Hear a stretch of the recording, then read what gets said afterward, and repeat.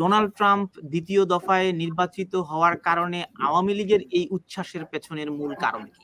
Donald Trump একটি কথা বলেছেন যে আমি যুদ্ধ চাই না, যে বাংলাদেশের যারা সংখ্যালঘু উপর আক্রমণ, নির্যাতন, নিপীড়ন, মামলা হামলা এটা এবং বাংলাদেশের যে বিশৃঙ্খল বর্তমান পরিস্থিতি এটা নিয়ে উনি কথা বলেছিলেন। জো বাইডেন এবং তার সরকার যেভাবে বাংলাদেশের রাজনীতি ইন্টারফেয়ারিং করছেন, ডক্টর ইউনূসকে এবং তার রেজিমকে জোর করে আজকে বাংলাদেশকে একটি মরণপুরী বানিয়ে দিয়েছে। মার্কিন প্রেসিডেন্ট ডোনাল্ড ট্রাম্পের দ্বিতীয় দফায় হোয়াইট হাউসে এই প্রত্যাবর্তন নিয়ে আওয়ামী লীগের মধ্যে ব্যাপক উচ্ছ্বাস।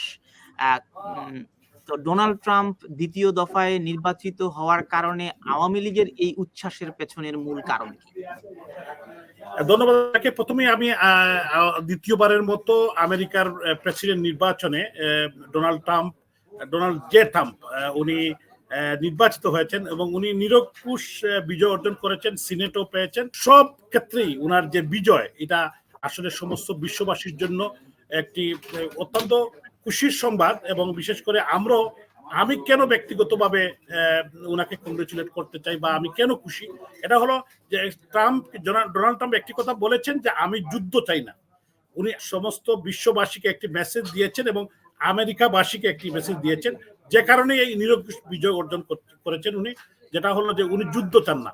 এবং বিশেষ করে বাংলাদেশের মানুষ যে আজকে একটু উচ্ছ্বাস, শুধু আওয়ামী লীগের নেতাকর্মী নয়, সমস্ত বাংলাদেশের যারা মুক্তকামী মানুষ, যারা গণতন্ত্রে বিশ্বাস করেন, তারা আপনারা দেখেছেন কিছুদিন পূর্বে নির্বাচনী ক্যাম্পেইনে উনি উনার ব্যক্তিগত ফেসবুক পেজে একটি মেসেজ দিয়েছিলেন যে বাংলাদেশের যারা সংখ্যালঘু উপর আক্রমণ, নির্যাতন, নিপীড়ন, মামলা হামলা এটা এবং বাংলাদেশের যে বিশৃঙ্খল বর্তমান পরিস্থিতি এটা নিয়ে উনি কথা বলেছিলেন এবং বলেছিলেন যে জো বাইডেন এবং তার সরকার যেভাবে বাংলাদেশের রাজনীতি ইন্টারফেয়ারিং করছেন, ডক্টর ইউনূসকে এবং তার রেজিমকে জোর করে বাংলাদেশের বর্তমান প্রধানমন্ত্রী, নির্বাচিত প্রধানমন্ত্রী রাষ্ট্রনায়ক শেখ হাসিনা এবং উনার ক্যাবিনেট এবং উনার যে পার্লামেন্ট সহ আজকে বাংলাদেশকে একটি মরণপুরী বানিয়ে দিয়েছে। গতকালকে দেখেছেন যে মাইনরিটি কমিউনিটি।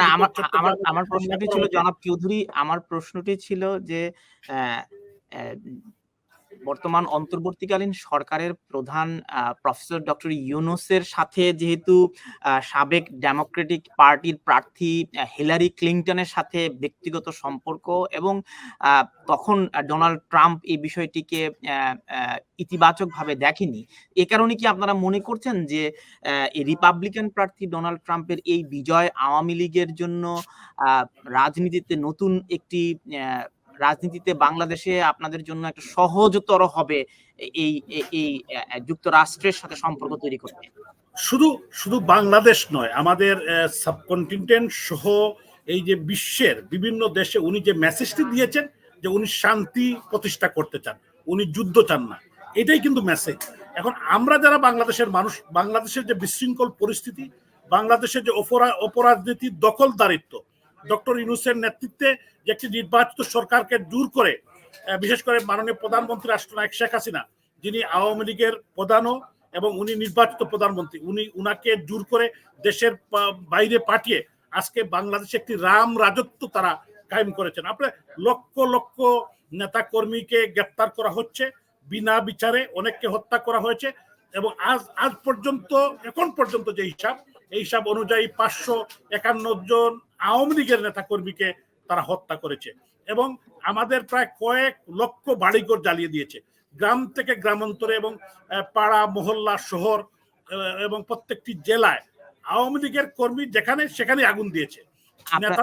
আপনাকে জনাব চৌধুরী, আপনাকে একটু থামাচ্ছি। আপনি বলেছেন আওয়ামী লীগের নেতা কর্মীদের জ্বালিয়ে দিয়েছে, কিন্তু আমরা জানি যে কোটা সংস্কার আন্দোলনকে ঘিরে নিহতের সংখ্যা ছিল 800 এবং আহত 18,000, এবং আপনাদের বিগত আওয়ামী লীগ সরকারের আমলে এই জুলাই বিপ্লবকে কেন্দ্র করে 800 হত্যাকাণ্ড আপনারা ঘটিয়েছেন। শুনেন, এই কথাটুকু যে আপনি বলছেন, হোয়ার দ্য এভিডেন্স? আমি যে কথাটা আপনাকে বলছি যে 551 জন, এখন পর্যন্ত আরো কিন্তু বাড়বে। আমাদের কিন্তু হাজার হাজার নেতাকর্মী মিসিং, কিন্তু ওরা কোথায় আছে, কিভাবে আছে, কি পড়তে এভিডেন্স আছে, বলতে এদেরকে হত্যা করা হয়েছে। আপনি 300 বাংলাদেশে ছিলেন না? আপনি এই যে গুলি আমি করে নিজেই মানুষকে ছিলাম। হত্যা করা আমি হচ্ছে, তানভীর আপনার কাছে পিটিয়ে আবার মানুষকে আসতেছি। হত্যা করা। আমি তানভীর আমি আপনার কাছে আসছে ৩,২০০ পুলিশ এখন পর্যন্ত তারা হত্যা করেছেন। এই পুলিশের হিসাবটা কিন্তু আমরা আমাদের লিস্টে আনি নাই, আওয়ামী লীগের লিস্টে আনি নাই। এরকম নির্মমভাবে এবং কিভাবে পুলিশকে লটকিয়ে, এবং আপনারা দেখেছেন বিশেষ করে সিরাজগঞ্জের একটি পুলিশ স্টেশনে 16 জনকে জ্বালিয়ে পুড়িয়ে তারা হত্যা করেছে। একজন পুলিশের কনস্টেবল বোন, এক মায়ের সন্তান, উনি কিন্তু আকুতি করে বলেছিলেন, ভাই আমি কিন্তু প্রেগনেন্ট, আমার পেটে বাচ্চা, তারপরে তাকে হত্যা করেছে। এই যে পাশবিক নির্যাতন এবং হত্যা, যারা এই মুহূর্তে রেজিম যারা ক্ষমতায় জোর করে আছে, তাদেরকেও বলতে চাই তারা কোন ইউনিভার্সিটির, শুনেন তানভীর, আমি আপনার তারা কথায় আসতেছি, বর্তমান কোন বিশ্ববিদ্যালয়ে, আমি কথাটা শেষ করে দিই, যে কোন আমি বলতে চাই যে কোন বিশ্ববিদ্যালয়ের কোন ছেলেটা মারা গিয়েছে, কোন স্কুলের কে মারা গিয়েছে, প্রত্যেকে তো আইডি কার্ড আছে, তাদের মা বাপ আছে, তাদের বাড়ি আছে, এইগুলা এভিডেন্স সহ তুলে ধরার জন্য 800, 1700, 1000, 2000 এগুলা বলার কোনো অবকাশ আছে বলে আমি মনে করি না। প্রকাশ্যে গুলি করে নিরীহ ছাত্রদেরকে, ছাত্র জনতার উপরে গুলি চালানো এবং বিশেষ করে ছাত্রলীগ ঢাকা বিশ্ববিদ্যালয়ে যেভাবে হামলা করেছে, সেই বিষয়গুলো তো প্রকাশ্য দিবালোকে আমরা দেখেছি। তানভীর, আমি আপনাকে বলতে, ঢাকা বিশ্ববিদ্যালয়ে একটি ছেলে মেয়ে মারা যায় না, একজনও না। আপনি ঢাকা বিশ্ববিদ্যালয়ের ছাত্র, আপনি ঢাকা বিশ্ববিদ্যালয়ে আপনার অনেক চেনা জায়গা, একটি ছেলে মেয়ে মারা যায় নাই ঢাকা বিশ্ববিদ্যালয়ে। আমার সামনে অনেক সাবেক ছাত্ররা আছেন, আমি বলতে চাই আহত হওয়ার আমাকে শেষ করতে 18,000 আহত হয়েছে পুরো দেশ জুড়ে, শুধু ঢাকা বিশ্ববিদ্যালয় নয়, প্রাইভেট বিশ্ববিদ্যালয়ে আমরা বলতে পারি। আমাদের কাছে হিসাব আছে, আমাদের এই যে বাড়িঘর জ্বালিয়েছে, আমাদেরকে মেরেছে, আমাদের রাজশাহীতে মাসুদকে মেরেছে, আপনারা দেখেছেন একটু পঙ্গু ছেলে, তাকে হত্যা করেছে।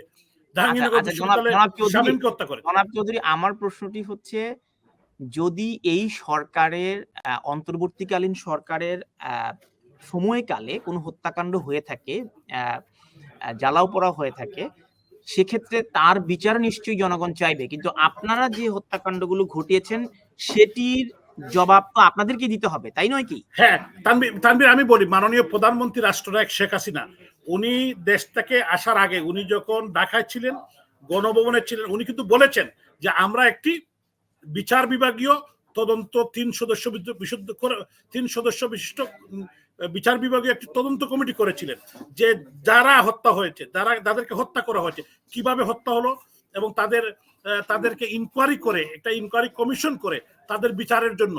আজকে আমরা দাবি করি, যাদেরকে হত্যা করা হয়েছে, কিভাবে হত্যা করা হলো। আপনারা দেখেছেন স্নাইপার কারা ইউজ করছে, এবং যারা সন্ত্রাসী, শীর্ষ সন্ত্রাসীদেরকে তারা জেল থেকে বাইর করছে। তারপরে আবার জামাত শিবিরের যারা সন্ত্রাসী জঙ্গিরা কিভাবে বিভিন্ন জায়গা থেকে গুলি করছে, এখন কিন্তু এগুলো সামনে আসছে তানভীর, এখন কিন্তু। এবং আমরা শুনেন, আমরা বলতে চাই, আপনাকে একটা প্রশ্ন করি, আপনার নিজের নামে একটি হত্যাকাণ্ডের অভিযোগ রয়েছে, এই হত্যাকাণ্ডের অভিযোগটি হচ্ছে রুদ্র সেন হত্যা মামলার আপনি 6 নম্বর আসামি। আচ্ছা, রুদ্র সেনকে আমি প্রথম কথাটা হলো, এই অঞ্চলেই আমি ছিলাম না। এই ছেলেটা সুরমা নদী পার হওয়ার সময় আরো 2 জন শিবির কর্মীর সাথে সে পার হচ্ছিল। সে কিন্তু একজন ছাত্রলীগের, তাকে তারা জোর করে লাশ নিয়ে তার পিতামাতার অজান্তে তাকে একজন শিবির কর্মীকে দিয়ে, তথাকথিত সমন্বয়কের নাম দিয়ে আমাদের উপর মামলা করা হয়েছে। এটা যদি প্রপারলি ইনকোয়ারি হয়, এখানে কারা ছিল। বর্তমান ডিজিটাল যুগে আপনার এগুলা লুকানোর কোনো সুযোগ নাই, এবং এই ছেলেটা পানিতে পড়ে মারা গিয়েছে। আমাদের ধারণা হলো এই ছেলেকে শিবিরের লোকজনই হত্যা করেছে, পানিতে ডুবিয়ে। তারা যখন একসাথে যাচ্ছিল, তারা, যেহেতু ছেলেটা একটি মাইনরিটি কমিউনিটির ছেলে ছিল, রুদ্র সেন, তাকে তারা হত্যা করেছে। যেহেতু এখন বর্তমানে আইনের শাসন নেই, কোনো বিচার নেই বাংলাদেশে, মব জাস্টিস হচ্ছে, কোনো সুযোগ নাই। এটির কি কোনো সুনির্দিষ্ট প্রমাণ আপনার কাছে রয়েছে? হ্যাঁ, শিবিরের 2 ছেলে তার সাথে ছিল, শিবিরের যে 2 জন তার সাথে ছিল, তাদেরকে গ্রেফতার করলেই, তাদেরকে যদি ইন্টারোগেশন করা হয়, তাহলেই এটার খুঁজ বাইর হবে। কারণ তারা 3 জনই ছিল, এই নৌকার মধ্যে 3 জনই ছিল। এই তিনজন, আমরা তো সেখানে ছিলাম না, আমাদেরকে তো তারা এটা গায়েবী মামলা দিয়েছে এবং এইটাকে আমাদেরকে ষড়যন্ত্রমূলক, শুধু আপনি আমাকে একটি মামলার কথা বললেন তানভীর, আমার উপর কিন্তু 60টি মামলা হয়েছে সিলেটে এবং কোনো মামলার সাথে আমার কোনো সম্পর্ক নেই। এবং আপনি যদি এই রুদ্র সেনের বাপকে জিজ্ঞাসা করেন, মাকে জিজ্ঞাসা করেন, বিশ্ববিদ্যালয়ের বিসিকে জিজ্ঞাসা করেন, তারা কিন্তু এগুলোর সাথেই নেই। কিন্তু জামাত শিবিরের কর্মীরা কিন্তু এটা আমাদের উপরে মামলাটা করেছে। ধন্যবাদ আপনাকে।